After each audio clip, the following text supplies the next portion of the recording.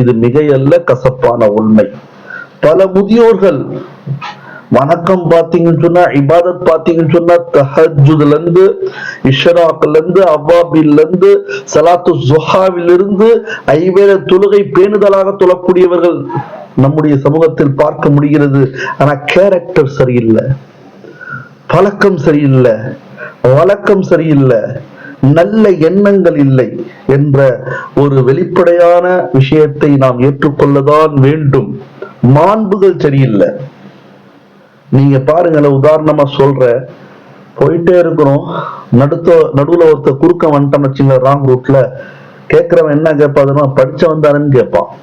அவன் சொல்ல முடியாது, என்னுடைய சிலபஸ்ல பாட்டனி இருந்துச்சு, கெமிஸ்ட்ரி இருந்துச்சு, காமர்ஸ் இருந்துச்சு, பிசிக்ஸ் இருந்துச்சு, மேக்ஸ் இருந்துச்சு, இதை பத்திலாம் சொல்லப்படல, இதை பத்திலாம் படிக்கலன்னு சொல்ல முடியாது. படிச்சவன் இப்படி தப்பு பண்றியன்னு கேட்பான், குறுக்க வரிய அப்படின்பா.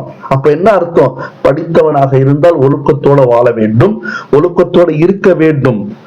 இன்று நிறைய பெண்கள் படிச்சிருக்காங்க, நாடகத்துக்கு அடிமை. நிறைய பேர்கள் நல்லா படிச்சிருக்காங்க, சில நடிகர்களுக்கு அடிமை. எவனாவது படிச்சவன் ஒழுக்கமானவன் நடிகருக்கு அடிமையாவானா? கொஞ்சம் யோசிச்சு பாருங்க. நாம எதற்கு அடிமையாக இருக்க? அல்லாஹ்